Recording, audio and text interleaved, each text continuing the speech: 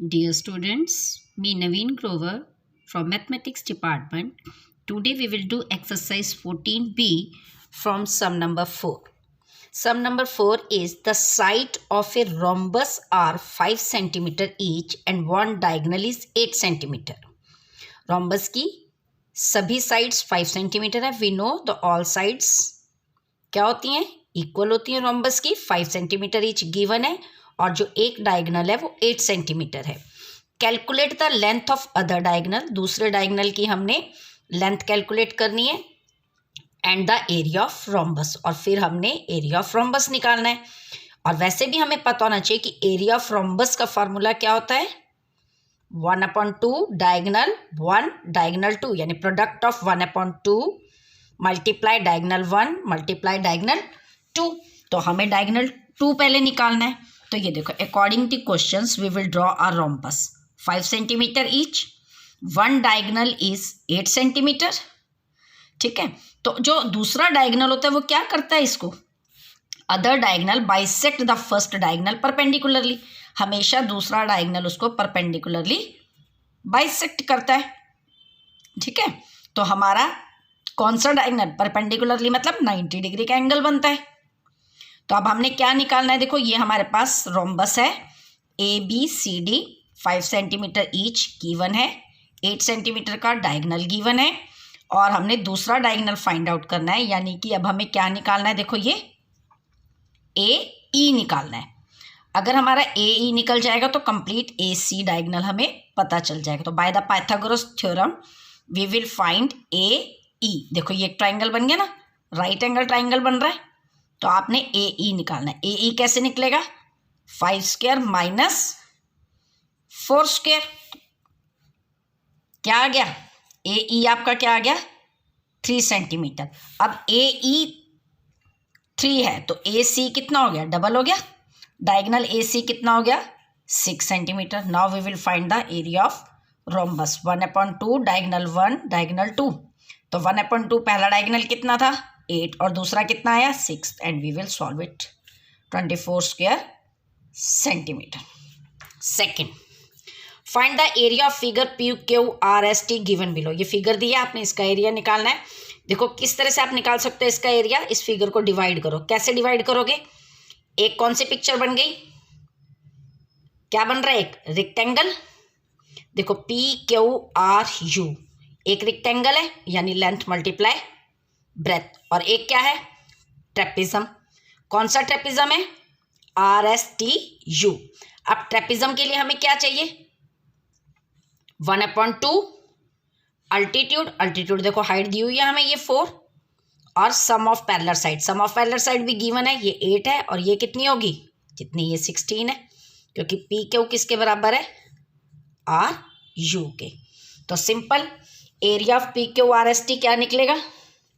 Area of PQRU, ये हमारा क्या है? रेक्टेंगल. ठीक है, एरिया ऑफ RSTU ये क्या है? ट्रेपिज्म. ठीक है, तो length multiply breadth plus 1/2 multiply altitude and multiply sum of parallel sides. Then you have to solve it. Now question number 6. Same ये फिगर्स दी गई हैं आपको, 4 पार्ट्स है. इनको आपने अकॉर्डिंग टू फिगर पार्ट्स को क्या करना है? इवेल्युएट करना है. इस पूरी फिगर का एरिया निकालना है. तो देखो, ये फिगर को आप कौन से पार्ट्स में डिवाइड कर सकते हो? अब देखो, इस फिगर में एक तो ट्राइंगल है और एक क्या बन रहा है? ट्रेपिज्म. अब आपने ये देखना है कि जो रिक्वायरमेंट्स ट्रेपिज्म के एरिया के लिए चाहिए हमें वो पूरी हैं, और जो रिक्वायरमेंट हमें ट्राइंगल के एरिया के लिए चाहिए क्या वो कंप्लीट है?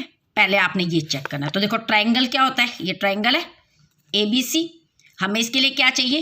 1/2 बेस मल्टीप्लाई हाइट. तो बेस हमारे पास है, हाइट हमारे पास है, 1/2 बेस मल्टीप्लाई हाइट. हम इजीली ट्राइंगल का एरिया निकाल सकते हैं.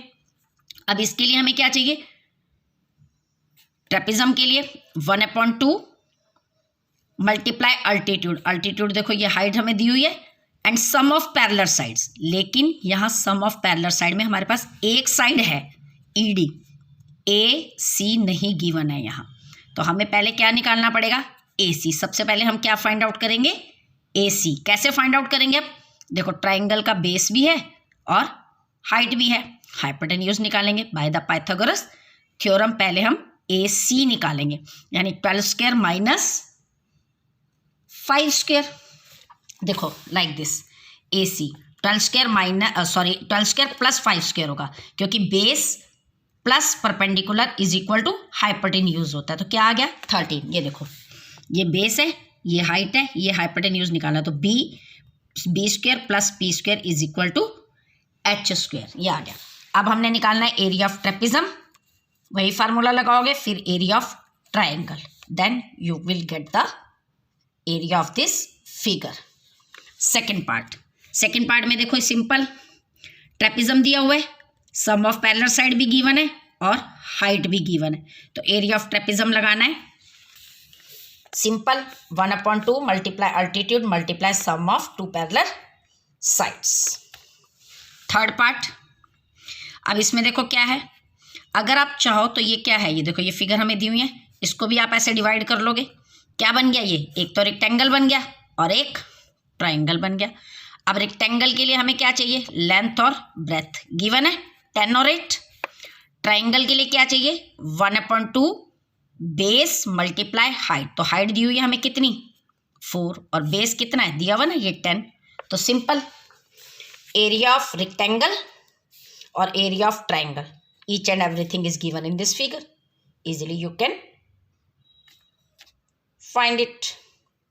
नेक्स्ट फोर्थ पार्ट, इसमें भी देखो क्या है, ये साइड्स इक्वल है, ये साइन मतलब होता है equal, it means it is a square, एक स्क्वायर है और एक सेमी सर्कल है। अब सेमी सर्कल मतलब देखो ये क्या दिया हुआ है, ये 8 है तो ये भी 8 है, ये क्या हो गया डायामीटर हो गया, तो रेडियस कितना हो गया 4। अब आपने क्या निकालना है, area of square side multiply side given है, एरिया ऑफ सेमी सर्कल, देखो एरिया ऑफ सर्कल का फॉर्मूला क्या होता है πr स्क्वायर, और सेमी सर्कल का पता ही है डिवाइडेड बाय 2, पाई की वैल्यू 22/7, रेडियस कितना है 4 क्योंकि डायमीटर 8 दिया हुआ है, तो रेडियस कितना हो गया 4। Then you have to solve it. देखो अब ये 22 मल्टीप्लाई 4 7 आ गया, अब अपॉन में 2 है, रेसिप्रोकल हो जाता है ना जब डिवाइड है, रेसिप्रोकल में 1/2 बन जाएगा, easily you can solve it. तो today you have to complete up to question number 6 of this exercise.